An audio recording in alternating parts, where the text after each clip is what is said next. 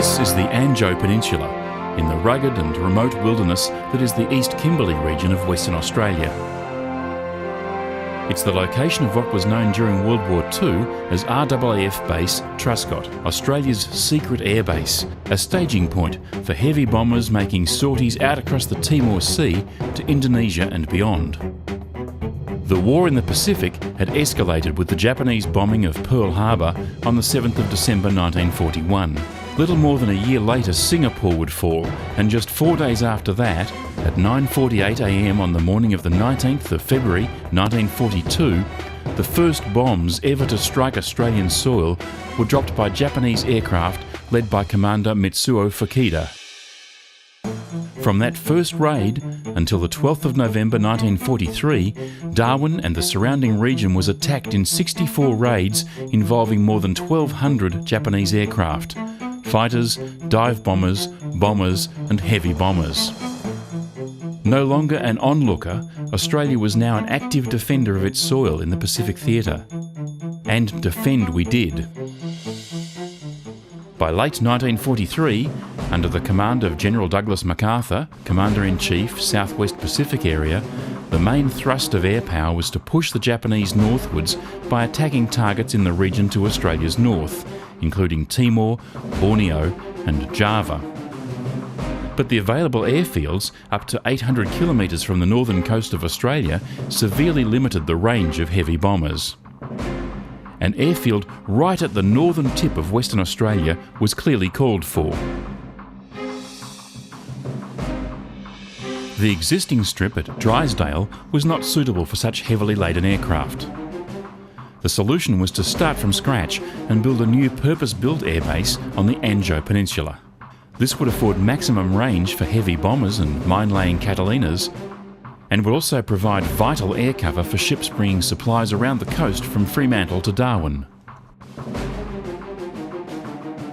Not all of the aircraft based at Truscott completed their missions. At 5:45 on the morning of the 20th of May 1945, just 12 weeks before the end of the war, one of these B-24 Liberators, number A72-160, loaded to the hilt with depth charges, crashed shortly after takeoff 350 yards from the northwestern end of the runway. The Liberator's pilot, 26-year-old Flight Lieutenant Frank Sesme, and all 10 of his crew, several less than 20 years of age, died in the explosion.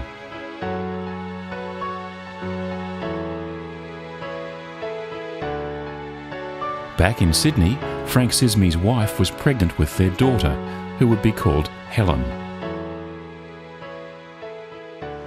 Helen Sesme, now Helen Brown, was sitting opposite me in an historic Australian Air Force Douglas DC-3 Dakota, known affectionately as a Goonie bird. Together with her husband Bob, Helen had flown from their home in Christchurch, New Zealand, so that she could view for the first time the wreckage of the plane in which the father she never knew perished.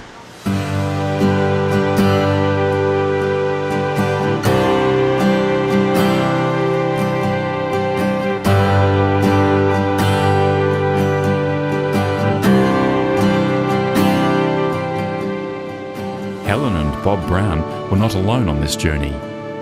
Along with more than 70 surviving veterans and some of their relatives, the Browns had been invited to attend the 50th reunion of the completion of Truscott Air Base.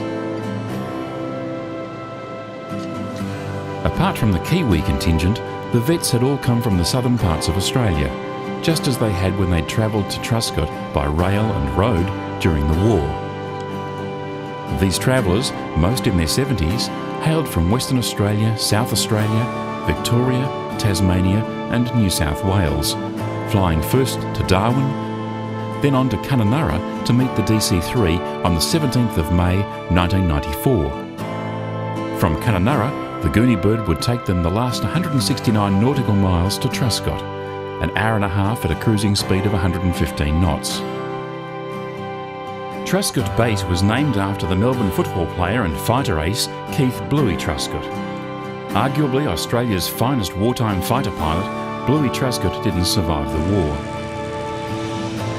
On the evening of the 28th of March 1943, along with Flying Officer Ian Loudon, Truscott was escorting a Catalina back to base at Exmouth.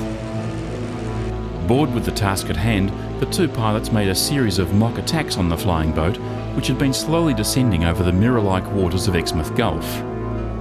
Great combat pilot though he was, Truscott had always had difficulty judging his height for landing. Over water in the afternoon light, this proved fatal. On his final pass at 5:35 p.m, he attempted to fly right underneath the Catalina and quite simply misjudged it. Australia lost an ace and gained a legend.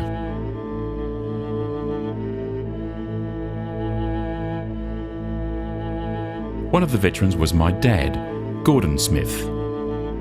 He'd spent 5 months on Searchlight Station 12 at Truscott.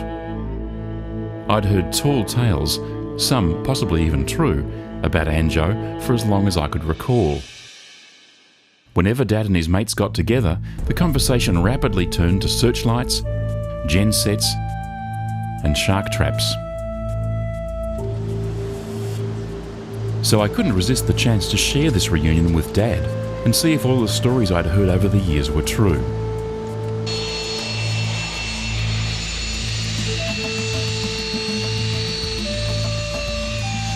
Meeting at Kununurra, we traded the slickness of the jet age for the noise and smells of a real aeroplane.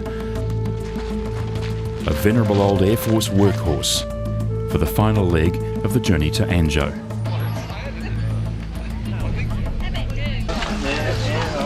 If you can just put something on the front. It's easy. As we waited on the tarmac for the pre-flight checks to be completed, it was soon very clear to me that my dad wasn't the only one with wartime stories to tell.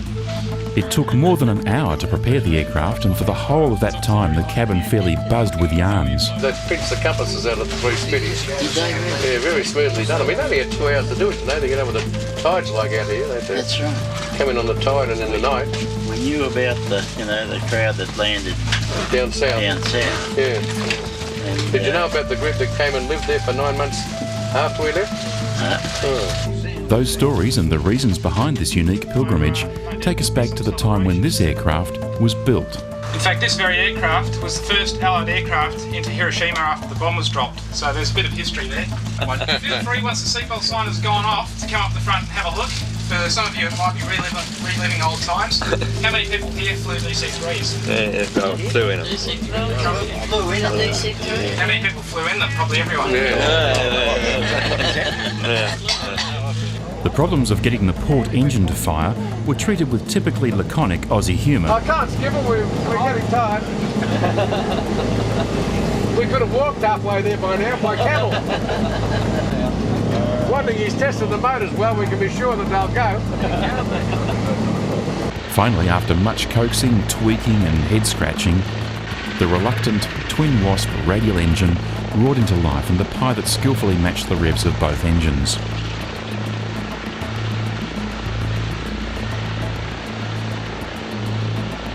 With a cheer from the veterans, the old Goonie bird lifted off, bound once again for Anjo.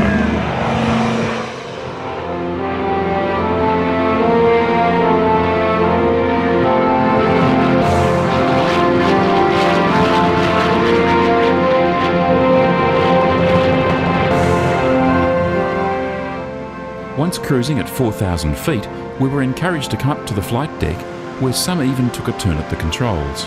For many of the Anjo veterans, it was a tremendous thrill to fly once again in a Dakota. Conversation was difficult in the noisy cabin, and many of the men remained quiet, lost in thought, wondering perhaps how Truscott Base would look after all those years. Gordon and my stepmum Ray were thoroughly enjoying it all.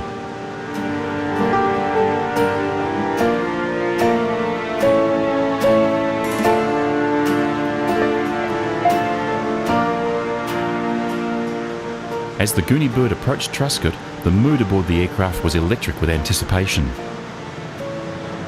Finally, there it was, the strip. Far shorter today than its original 8,000 feet, but otherwise strangely similar and surrounded by the vegetation so characteristic of the region. The palette of the East Kimberley landscape would have been etched into the memories of these veterans. It's tough country, and the rich red earth and pale green vegetation would have been strange and unfamiliar to the young blokes who arrived here from Australia's southern states. With a cheer from the passengers, the Goonie bird finally touched down. Even today, the strip at Truscott is not level, but has a distinct dip about 2/3 of the way along. You can see this as the Dakota almost sinks from view. Liberators from 85 Wing had only just arrived at Truscott from Darwin, and it's possible that the dip in the runway confused Frank Sesme, giving a false impression of having taken off. Another possible cause mooted at the time was sabotage, although the reason for the crash was never officially established.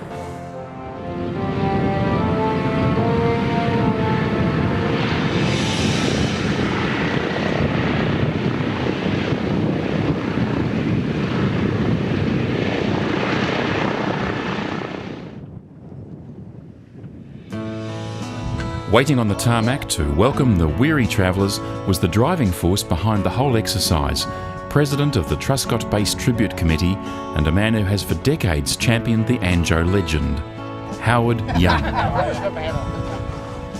Bob Brown climbed down, followed by Helen. Thank you, Bevan. Then it was Dad's turn. His arrival at Truscott was all the more remarkable given he'd suffered several strokes, sarcoidosis and a variety of other illnesses for more than a decade. It was a minor miracle that Gordon Smith was here at all. Gordon Smith, Howard Young. Very pleased to Sorry, love. Yes, I have. Megan, that's Megan, isn't it? Yes, it is. Howard Young. We're sure a lot of that, Harry. And obviously, now we've got somewhere over 50 people here. They cannot cook for everybody and cater for everybody. So we need volunteers. We're looking for volunteers now to get them to try and organise a roster. See that plate? The last time that plate had anything on it was 50 years ago. The same place as what it's on here. But I must admit,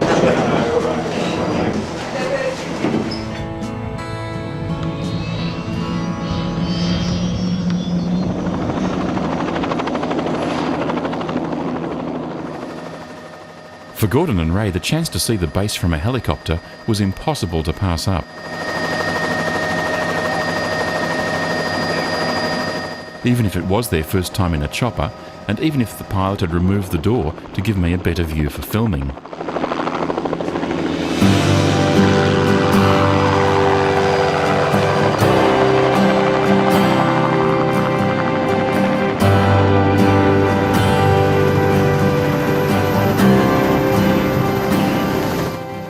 This square frame is all that remains of the screen at the illustrious outdoor cinema known affectionately as the Anjo Palace.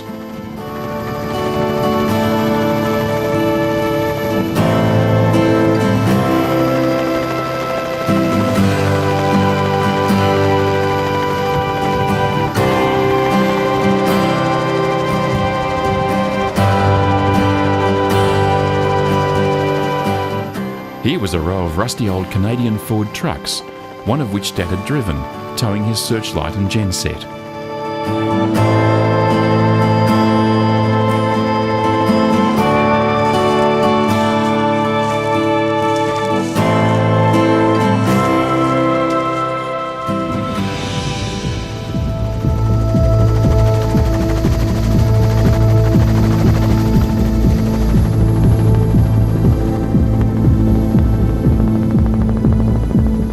The crocs in Dad's war stories seemed to grow larger over the years, but as we flew out over West Bay, there, idling along on the surface, was a sizable saltwater crocodile, probably about 14 feet in length.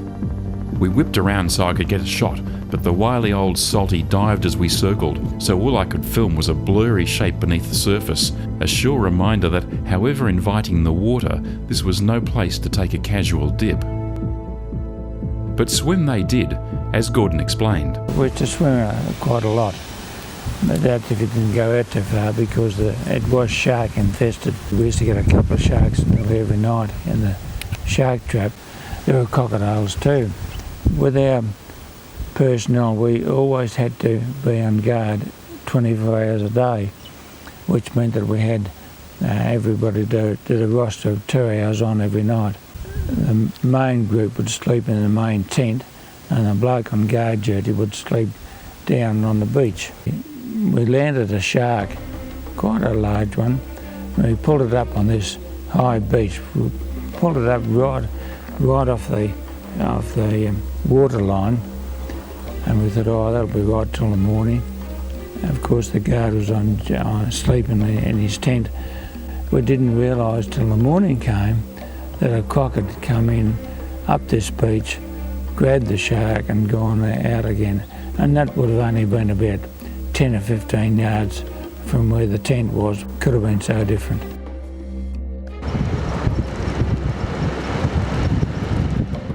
The helicopter gave us a wonderful view of the base, but the best way to see the relics of Truscott was on one of Howard's guided tours.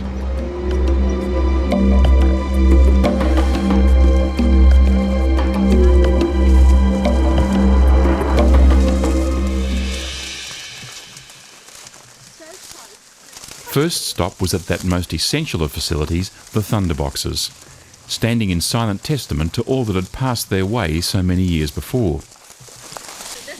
You want to get photo of me? Helen couldn't resist trying out one of these ancient rusty loos, and she thought the view was sensational. That's the way. Every morning they would burn them. Oh, yes. They'd set a fire and everybody do their job on top of them, and the next day they'd set fire to them, and then, of course, that would heat it all up. And Alternate days. alternate days, yeah. Howard Young loves an audience, and he's generous with his time and his stories. WAF started to replace the radar men as operators, you see, from south, and they slowly moved northwards to take their places. And one of these places was built on the side of a hill, and a lot of rainfall over in the Queensland coast, you see, and the toilet facilities had subsided in a big storm, and they were rebuilding it just as the time these wax were coming. And they set aside a two-holer for the wax and were working on the bottom, and one of them, the blokes, was a bit of an electronic whiz, and he put a little loudspeaker under there. You see, and they waited then till one of the girls came, and she settled herself down nicely, and a voice floated up from beneath, "I think we ought to make this hole a bit deeper, eh?"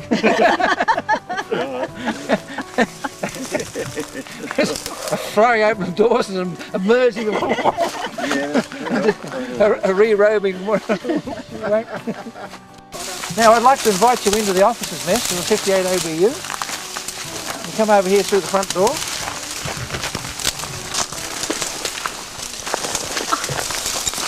Now, there's the front door, the pot plant, you see.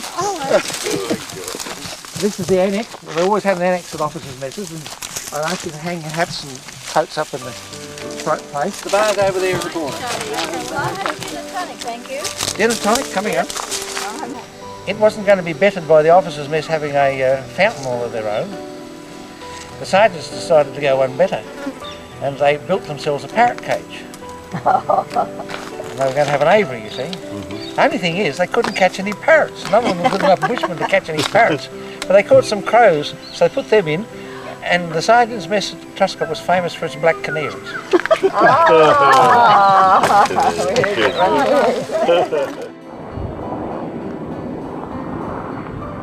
Dad had been based at number 12 Searchlight Station, and he was naturally keen to see the place he'd been confined to, with just 8 other blokes, for 5 months. We searched the area in an attempt to find the spot, but the passage of time and the unfamiliar perspective from the air made it difficult to be certain just which headland was the right one. Shortly after our visit, John and Carol Beasy published their detailed book on Truscott, including a careful drawing of the entire layout of the base. This map shows how the various searchlight, radar units and guns were positioned. Number 12 Searchlight Station can be seen near the southern shore of Butchers Bay. Using this information, I was able to search through my helicopter footage, find Butchers Bay and locate where Station 12 had been. Probably about here. It was funny going over in the helicopter. I used to write home and say, this is the most godforsaken place we've ever seen. It's mainly rock, and more rock again. And how the chaps ever wanted to even think about coming here beats me, because you couldn't do anything with a rock place like this. But then, of course, we realised that there was a strip had been carved out of this land, and that was the purpose of it all. But on our particular station, it was just rock, and that was stuff we had to dig into for our gun emplacements and our searchlight protection and all that sort of thing.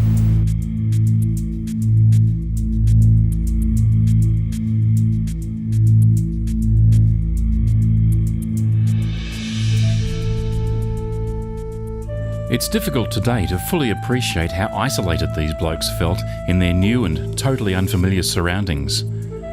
They'd arrived on a coal steamer that had deliberately steered a zigzag course to avoid detection by the Japanese. A rotted, old, rusty coal steamer, not built for human transport, but we had about 250 bodies on this steamer, and it didn't matter where you went, the funnel used to be in the way and would be belching hot smoke. I parked myself into a lifeboat. We didn't know where we were. We had vaguely heard about Truscott, but we didn't associate that with a secret war base. Gordon was convinced they were not even stationed on the mainland, and even during his interview at the reunion, he still occasionally referred to his time on the island. There was only one Boer on the island. There's a limit of 1 cup per person per day, and that included everything. We were, however, on a ration of 3 bottles of lolly water and 2 bottles of beer per man per week. I was one of the few non-drinkers in the whole establishment, so I had a field day. I used to barter my 2 bottles of beer for 3 bottles of lolly water, and that was very much appreciated. The method we used for keeping the drinks cool was to get a 4-gallon drum, half fill it with sand, put a few bottles in, and then fill it up with high octane aviation fuel, and then we'd hang it out in the sun somewhere, and the evaporation would chill, and I mean chill, the drinks, which was really wonderful. Somehow or other they were all tainted with this petrol smell, but we got used to that. Access to the more remote searchlight stations was too rough for vehicles, so a herd of donkeys was brought in to ferry water and rations to the outposts. The donkeys were also co-opted into races, such as what was probably called the Anjo Derby. Later on, of course, when we were walking around and investigating, we did find a lot of Aboriginal burial grounds, and these were usually in a cliff area. The drawings were done all over the rock face with all their wonderful colours and so on. But the actual burial ground itself was just a sheltered area under a cliff. You'd see parcels of bark, and they were the remains of some of the Aboriginal members of the community. This colonnade island here, see that Karen Island? Yes. If you look it up in the dictionary, it stands for small cannon. Oh, right. And in 1929, the Australian Navy found 2 cannons upright in the sand dunes of that. Several, I don't know how far apart, I can't remember. The date, they were Portuguese and dated 1500. Incredible. Now that's historical fact. A common fear expressed by several of the veterans I spoke with was that they were part of a forgotten unit, doomed to be left to perish in this wasteland when the main base was decommissioned and all the others had left. Such anxiety that I think it tipped me over the edge because I didn't know whether they'd come back for me. You remember? You were by yourself? No, two privates. Yes. And two Aboriginal boys. They were 16-year-olds. I was 21, coming up 22. It's my birthday today. Oh, happy birthday. You better take it. 72. And of course, as time went on, we always had the impression that we were the forgotten unit. We weren't asking for much, but we got very little. A few of the boys did suffer from tropo disease, which you couldn't blame them. You just wondered when you were going to go a bit stupid yourself. For my father, as indeed for so many of the veterans, the trip was a once-in-a-lifetime experience. Oh, it's just an unbelievable experience, because it's what happened 50 years ago was just a weird happening in boyhood.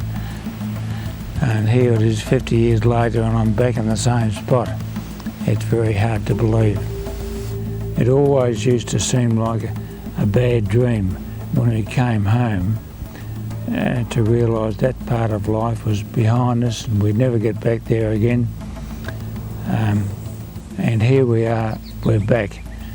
And it just seems as though pages have been opened out of a large book that we thought would be closed forever. It's a very emotional time, actually, for a lot of us.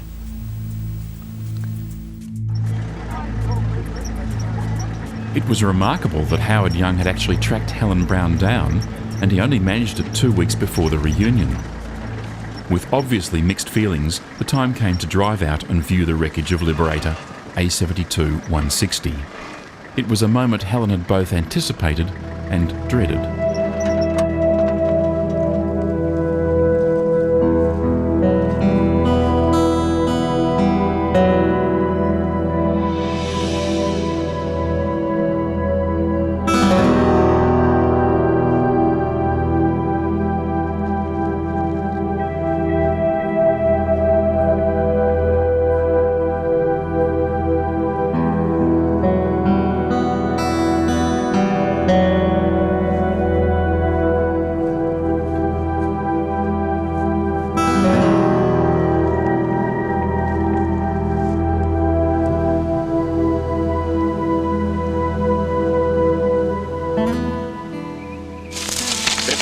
That's the oleo leg attached to the wing, like a giant shock absorber that takes the shock when the aircraft wheel hits the ground.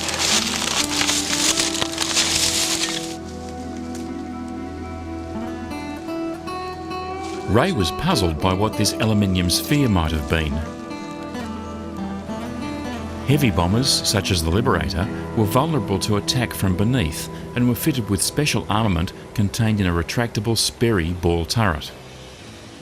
This was not a pleasant place to spend a flight over enemy territory. The turret was small to reduce drag and was so cramped there was no room for a parachute or any way to answer nature's calls.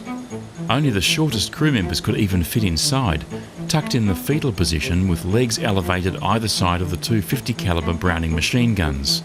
And there they would lie, often for more than 10 hours, literally waiting to be shot at by enemy fighters. The turret had to be retractable so it didn't drag on the ground during takeoff and landing. If the hydraulics failed, the hapless gunner was trapped inside, awaiting his fate when the aircraft finally had to land. Although extremely uncomfortable, the ball turret emerged as the safest place to be in the entire aircraft. Jim Bigelow was the ball turret gunner in A72-160 right up until May the 19th, the day before the fatal crash, at which time his entire crew was swapped for a new one. Jim spent some time sitting in the remarkably well-preserved turret, thinking about the hours he'd spent in that cramped space and the fate of the new crew who took over the following day.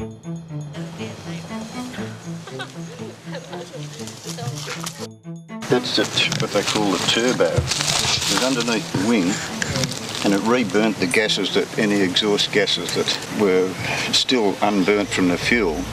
The exhaust gases out of the engine used to spin that round, and at night the whole thing used to glow red hot, and they used to use those exhaust gases again to feed back into the engine, and it still spins, but way after all this time. Helen explains how she heard about the reunion. Heard about it the Tuesday after Easter in a letter from Howard. And I guess that it was a bit of excitement involved in receiving the letter. I've got lots of friends that are very interested. I mean, we weren't just going off on a holiday. We were just coming on this mission and people were really interested. About 3 or 4 years ago, I got some photographs of the crash site here, and so I had studied them before I came. I thought that would help me before I got here. I didn't even know the plate existed up until then. I didn't think there was any possibility I would ever be able to come in and see it.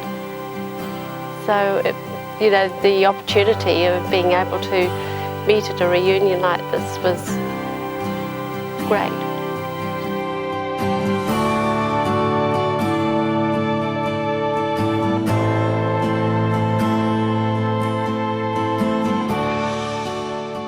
It took courage for a man of my father's age to make this journey. No one who's survived a series of strokes and suffered the after effects of cardiovascular disease, as well as a range of war-related conditions including a succession of skin cancers, makes such a decision lightly. It took courage of a different sort for the woman-born Helen Sismy to finally confront the pile of twisted metal that symbolised so much more than just the remains of an aircraft. Unlike my father, Helen's dad had never even seen his daughter.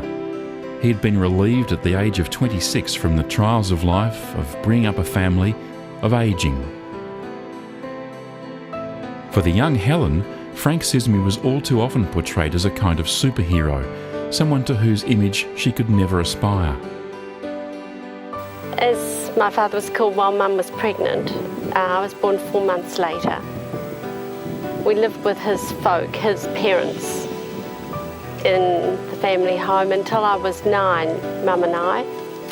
And she remarried and we went to New Zealand to live. So we moved around from Auckland to Christchurch, and I married a New Zealander, and I've got 3 New Zealand kids, still in New Zealand. My mother was grieving, I think, almost until she died, which was a month ago, for him. All that I know is that she told me that he'd been killed in a plane crash in action. And I don't know that she knew a great deal herself. I don't know that she was told a great deal. To her, he was sort of fairly superhuman, and it was a pretty hard act to follow as being his child. Yeah. I haven't really had a lot of information about his war activities at all, really, until recently. And I've now come by his diaries.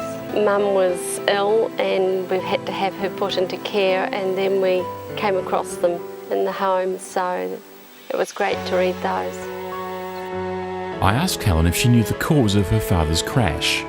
I think there's a few different variations from what I gather. Yesterday I was told about how the plane was taking off to lay mines.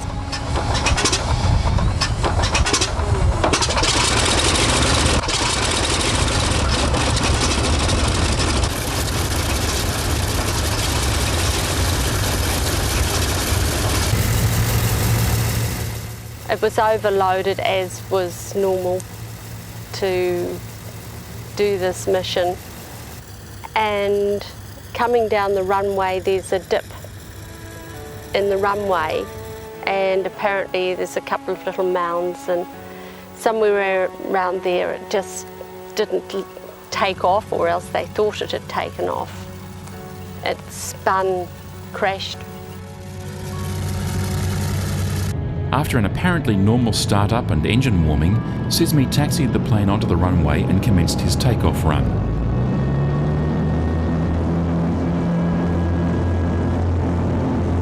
About 3/4 of the way down the strip, the aircraft's tail light was observed to rise sharply, veer to the left, then drop out of view.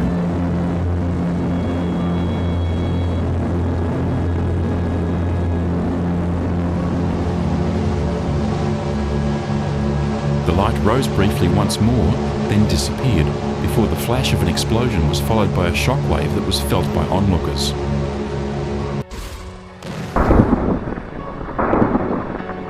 Fire crews raced to the scene, but the fire was so intense they couldn't approach.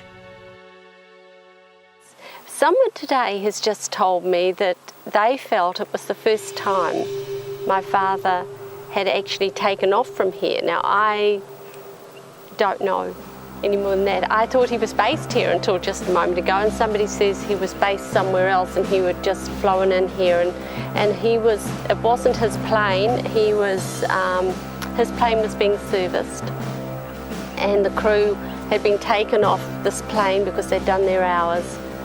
And it was the first time I think he'd taken off down this runway, and I don't think he knew it was a tricky runway. From what I gather from the other chaps today, that it was fairly tricky and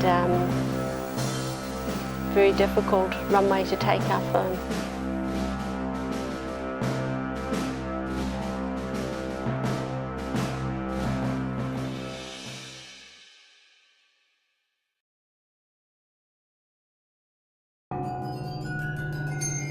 Already it had occurred to me that there was a poignant difference between Helen Brown's situation and my own.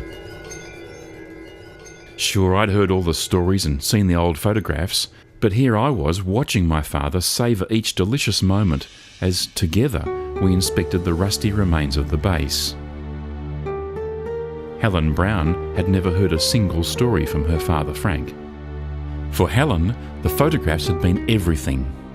Her only insights into what little was known of the father who had, over 50 years, taken on the mantle of tragic hero.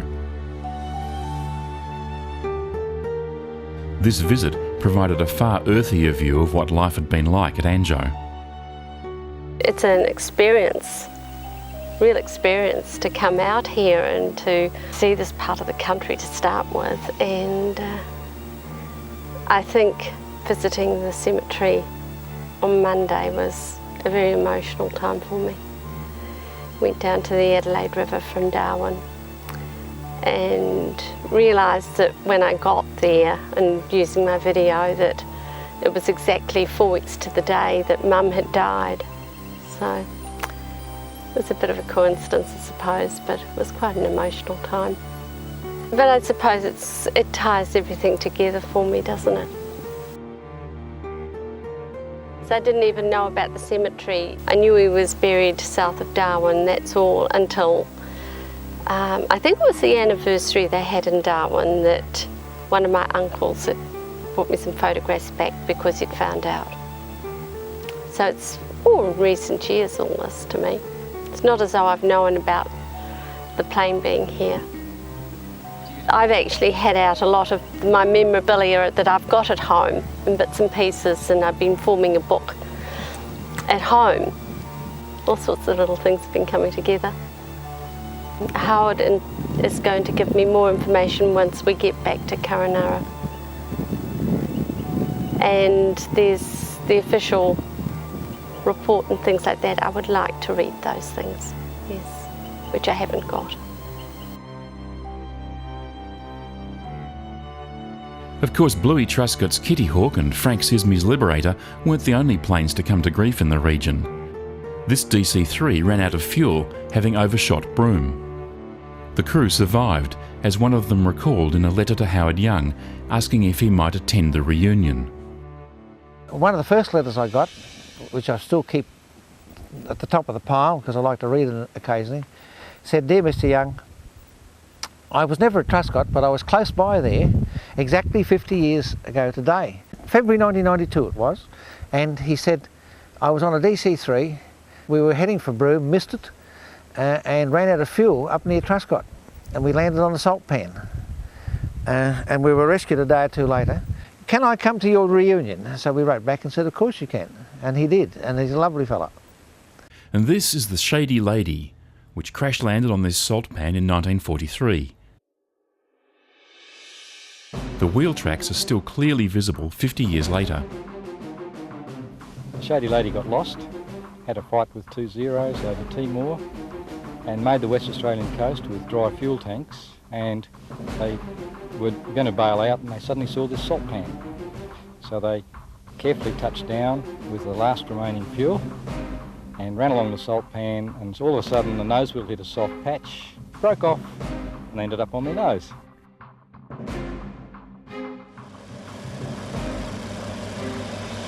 On the morning of the 20th of March 1944, a Japanese Mitsubishi Ki-46 high-altitude reconnaissance aircraft was intercepted flying over Cape Levesque en route to the Drysdale-Truscott area, where its mission was to take aerial photographs of the region. The various types of Japanese aircraft were given women's names as identification codes. So there were Betty medium bombers, Val dive bombers, Kate torpedo bombers, and this one a twin-engined Dyna. 3 Spitfires were scrambled and closed in on the Dyna over Vansittart Bay. The Dyna was attacked by 2 of the Spitfires, and with its starboard wing sheared off by machine gun fire, the flaming aircraft plunged into the sea.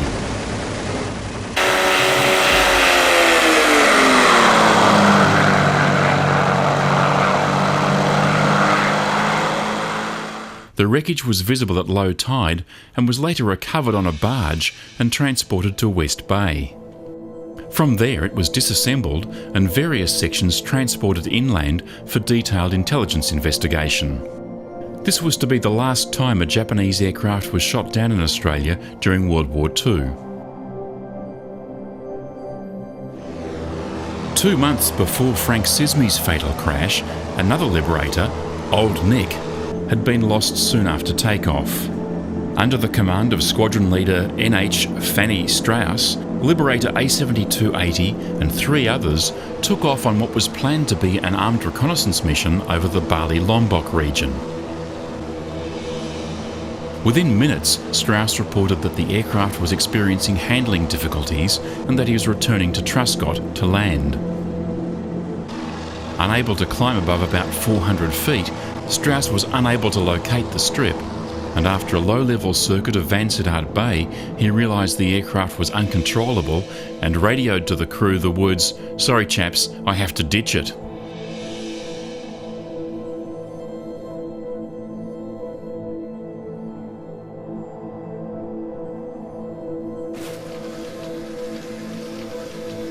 A7280 exploded on impact with the water, floating for a time before sinking in about 11 metres of water. There were no survivors. Navy divers eventually located the wreck, but extreme tides, strong currents and crocodiles made any further investigations impossible. Showing extraordinary grit and determination, the remaining Liberators went on to successfully complete the mission.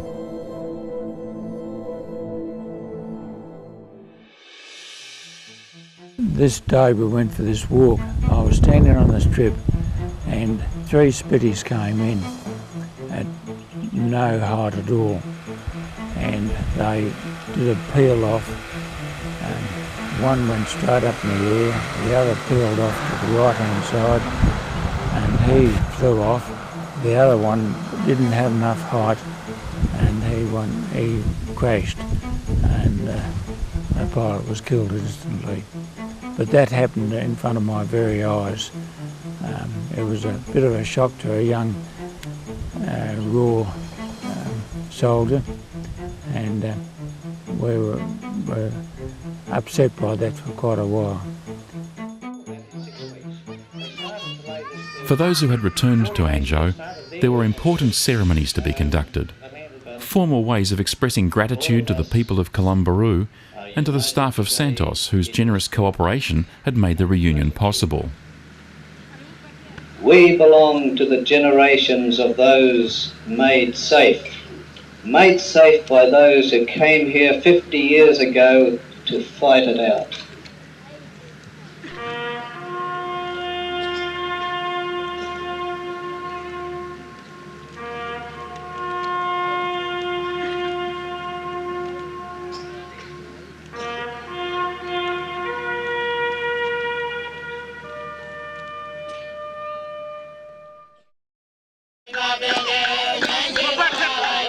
After dinner, a troop of youngsters from Corroboree treated us all to a fine performance of the legend of the sperm whale. Some of their grandparents had helped build the airstrip, being paid with food and clothing, as well as provisions for their home at the Drysdale Mission.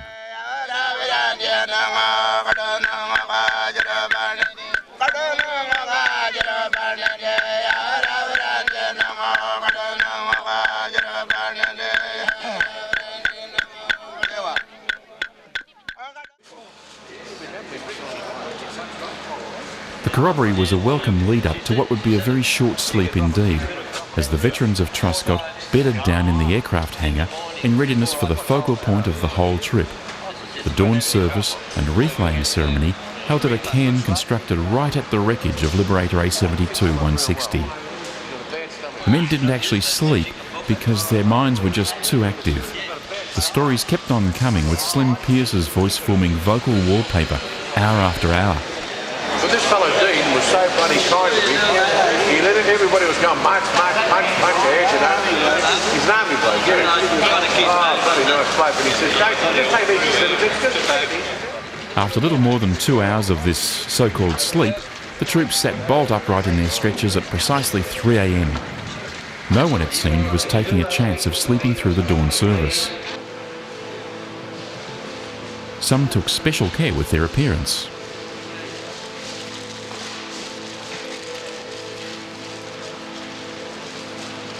Then it was off into the darkness as the whole group of veterans and relatives made their way to the memorial site.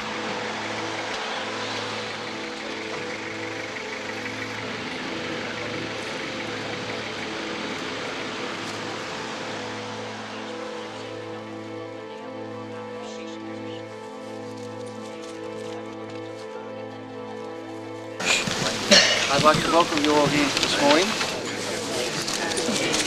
Parade. Attention. Stand at ease.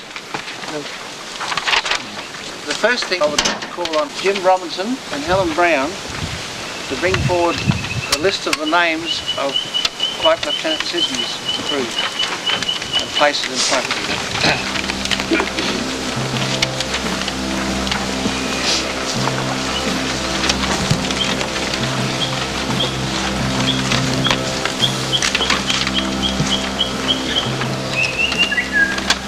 In the Ode of Remembrance we say, they shall not grow old, as we that are left grow old.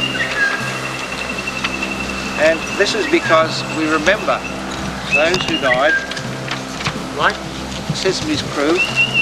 We remember them and they live in our minds as young, vital, active as they were. If you look around, you will see that the rest of us are not so fortunate. Most of us look a darn sight older than these young chaps here. We creak in the limbs. We have to get up several times in the night. We can't run anymore. We are growing old. But they, while ever we live, while ever their children live, while ever their grandchildren live, and remember them, they will stay young.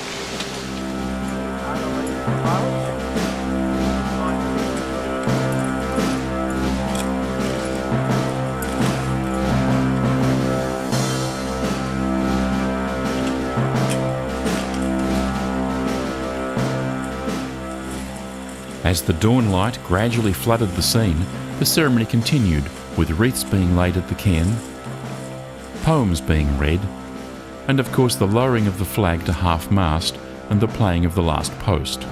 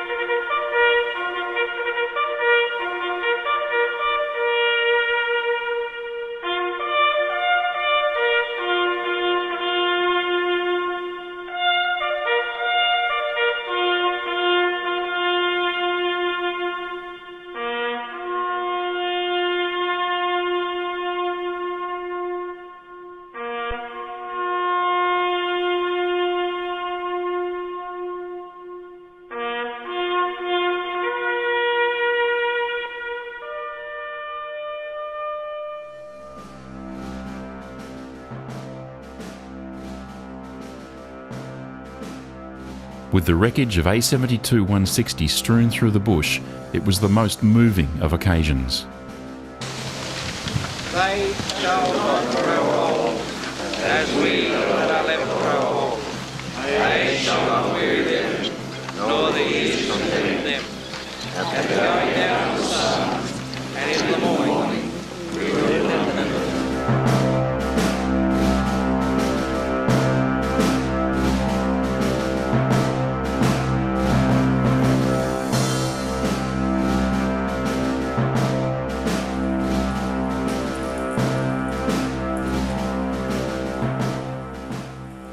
In a sense, families was what this reunion was all about. Wives came to support their husbands. Joe Parker came to lay a wreath for his brother who died here.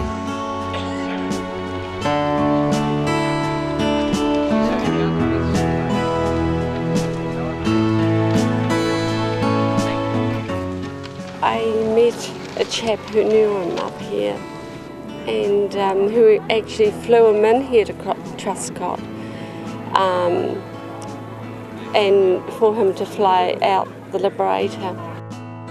Well, he was describing him, his personality and the quiet way, and about the way his crew respected him, and it was just nice to hear these things.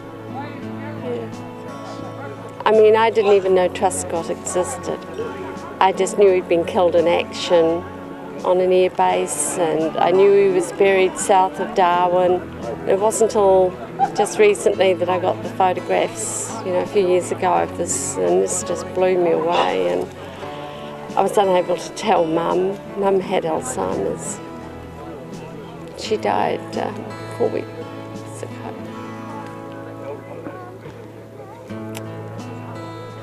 Sorry. Can't put it into words.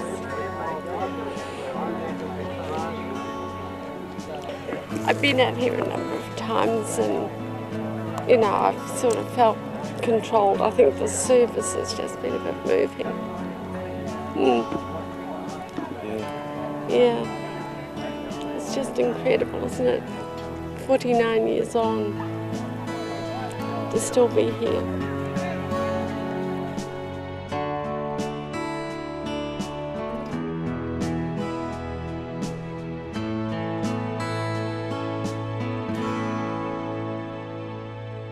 We belong to the generations of those made safe by those who came here 50 years ago to fight it out.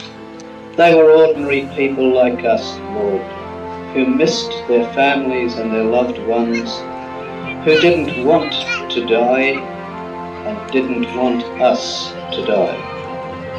There is a word that must be said, and we ask you, Lord, to help us to say it with meaning and with love. The word is thanks. We thank you, Lord, for the servicemen who came to Truscott, who lived in the bush, who checked those skies for the enemy, who prepared their planes for war. We thank you for the lives of those who did not return. We thank you for those who died in this very place without even leaving our shores. We thank you, Lord, for their lives that they put online for this land, Australia.